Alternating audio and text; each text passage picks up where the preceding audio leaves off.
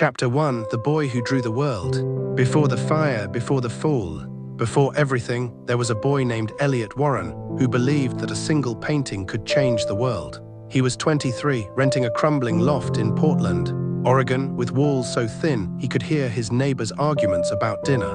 The loft smelled of linseed oil and coffee. Canvases were stacked everywhere, leaning against every wall. Slid under his bed, hanging from the pipes with clothespins.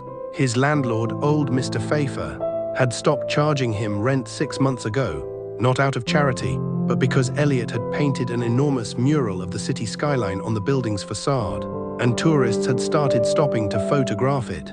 "You're better advertising than I'll ever buy," the old man grumbled. Elliot had been accepted to the prestigious Whitmore School of Art on a full scholarship at 18.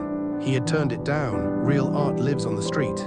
He had told his mother, Diane, who had cried softly and said nothing more. He believed this completely. He painted bus stops and library walls and the sides of overpasses.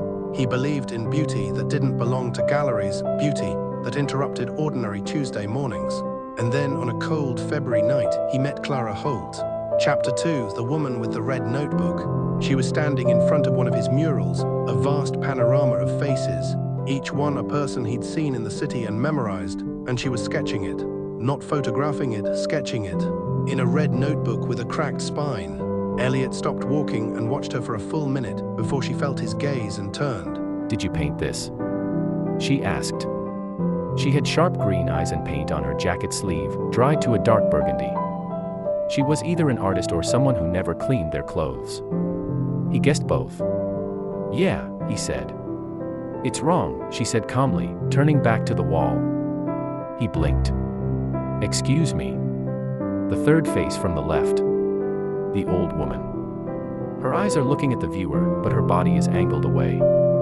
She's doing two things at once. People don't do that. They commit. Clara closed her notebook. Everything else is extraordinary. But that one face breaks the spell.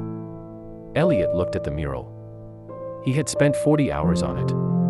He had looked at that face 1,000 times. And she was right. It was wrong. He had never seen it until that moment. "Clara Holt," she said, extending her hand. "Elliot Warren." "I know who you are," she said. "I've been looking for you." Chapter 3: The Offer. Clara, it turned out, was the director of a small but fiercely respected gallery called the Iron and Gold. She had been watching Elliot's work for 2 years through photographs, through Instagram posts by strangers, through articles in small local papers. She believed he was the most genuinely original artist in the Pacific Northwest. And she wanted to give him his first real show. 100 square feet of wall space, she said. 12 paintings. 4 months to prepare. And we sell nothing below $8,000. Elliot's hands tightened around his coffee cup. He thought of his mother, who had started working double shifts at the hospital after his father left. He thought of the student loan offers he'd rejected. He thought of the cold draft in his loft that he'd taped over with cardboard. "I don't do galleries," he said. "I know," Clara said. "That's why I need you to do this one."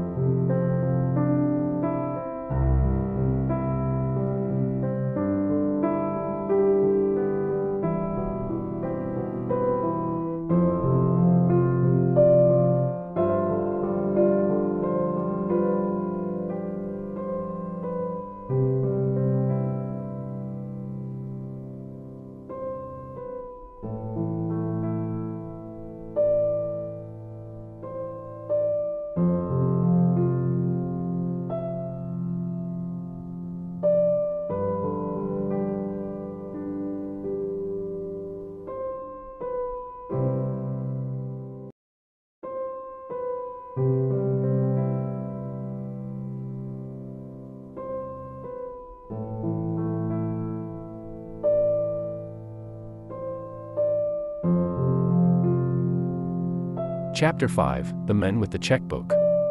Grant Hollis was 51, silver-haired, and wore a watch that cost more than Elliot's entire loft building.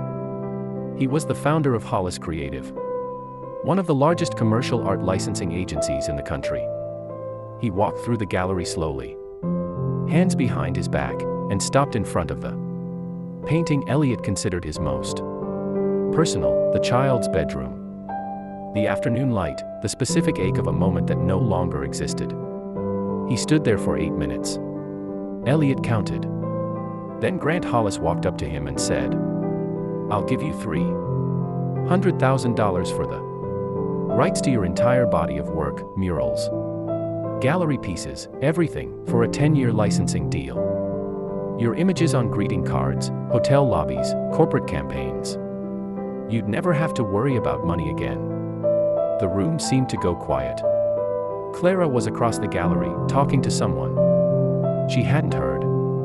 $300,000. Elliot thought of his mother's double shifts. He thought of the cardboard on the loft window. He thought of how much easier life could be. He thought of all the paintings he could make if he never had to worry about rent. He shook Grant Hollis's hand and said, "Give me 48 hours." The next morning, Elliot's loft burned down. An electrical fault in the building's ancient wiring. Investigators would later conclude. Everything was gone, his remaining paintings, his reference sketches, 3 years of journals, the worn brushes his high school art teacher had given him when he graduated. Standing on the sidewalk in borrowed clothes, watching smoke curl from the windows, Elliot felt something he had no name for. Not grief, exactly. Something older. Like the universe had made a decision without asking him. Chapter 6: The Ruins. He called Grant Hollis and declined the deal. He couldn't have explained why. He had nothing left. The logic of the money was overwhelming. But something, a stubborn, quiet thing, refused. He called Clara. She said, "Come stay at my place. Bring nothing, because you have nothing. We'll figure it out." He slept on her couch for 3 weeks. He did not paint. He did not even look at paint. He watched old movies. He called his mother every day. He walked through the city alone, looking at his old murals, still there on their walls, untouched, and felt like he was looking at someone else's life. It was his mother, Diane, who said the thing that cracked him open.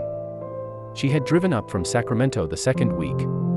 She sat across from him at Clara's kitchen table with a cup of tea and said, quietly, "Elliot, do you remember when you were 8 and you fell off your bike and broke your wrist? And you didn't cry until 3 days later, at dinner, and we didn't know why." "Yeah," he said. "You told me you were waiting to make sure it was real. Because if you cried right away and it turned out not to be that bad, you'd feel stupid." She wrapped her hands around her mug. "You've been waiting to make sure this is real. It's real. You can feel it now." He cried for the first time in 11 years. For 20 minutes, at a kitchen table, while his mother and Clara sat quietly with him and let it happen. The next morning, he asked Clara for a canvas. 3 weeks later, Clara called him into a meeting and told him something that rearranged everything he thought he understood about the last 4 months. The fire had not been an accident. Mr. Pfeiffer, the landlord, facing a massive redevelopment buyout from a property firm, had quietly let the insurance on the building lapse and had, according to a neighbor's testimony, been seen in the building's electrical room the night of the fire. The police were investigating. Elliot's possessions, legally, were the landlord's liability. He was entitled to compensation. A lawyer was already involved. There was, potentially, significant money coming. But that wasn't what rearranged everything.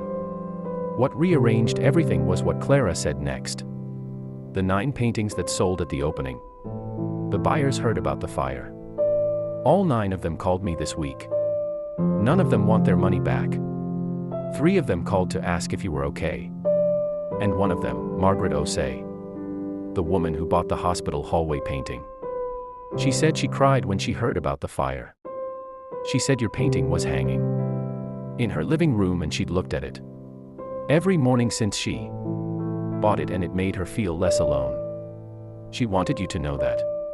Clara paused. She said it was worth more than money. Chapter 7: The Last Canvas.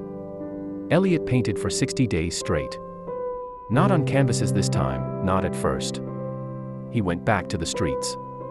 He painted a mural on the wall of the building where his loft had been. Now a burned-out shell awaiting demolition. It was 30 feet wide and 12 feet tall. It depicted a room that no longer existed, his loft, from memory. In precise detail, the canvases leaning against walls. The smell of linseed oil rendered somehow in color and shadow.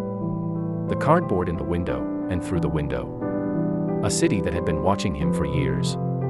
It went viral before he'd even cleaned his brushes. Not because of the technique, though art critics would later write about it extensively, but because a photograph of it posted by a passerby captured something accidental and devastating. Just as the photo was taken, golden afternoon light hit the mural at a specific angle and lit up the painted window from within, as if a real sun was rising inside a memory. It looked, the caption said, like a ghost choosing to be seen. Margaret Osei flew in from Chicago to see it. Grant Hollis sent a letter, not a new offer. Just a letter, saying that whatever Elliot decided to do next, he was watching, and he was rooting for him. Mr. Pfeiffer was charged with arson and insurance fraud. And Clara stood next to Elliot in front of the mural on the day it was finished, hands in her jacket pockets, and said nothing for a long time. "What do you call it?" she finally asked. "I don't," he said. "I think it names itself." 6 months later, the Whitmore School of Art, the prestigious institution Elliot had turned down a scholarship to at 18, reached out.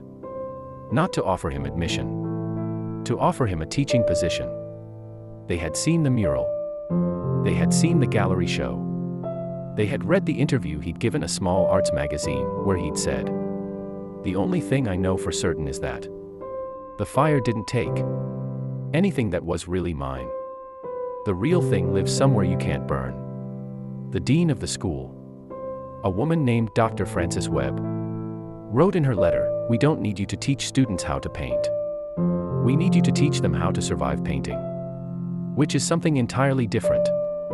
And something you now know better than anyone we could find. He accepted. He taught on Thursday afternoons. He kept painting the rest of the week. He never stopped. What the fire teaches. Elliot Warren's story is not about talent. Talent is common. It's not about luck, he had none, for a long while. It's not even about the paintings, extraordinary as they were. It is about a single, strange, stubborn truth that only reveals itself on the other side of loss. That the things most worth having, the real skill, the real vision, the real connection between your work and another human being, cannot be burned, cannot be licensed away, cannot be taken in a fire or a failure or a long, brutal season of grief. They live in you. They were built inside you by every hard thing you chose to stay present for. And when everything else is gone, they are still there, waiting to be handed to a blank wall, or a clean canvas, or a stranger in a gallery who needs to feel less alone at midnight. The last canvas is never the one you lost. It's the one you're about to paint. If you guys like the story, like and subscribe for more.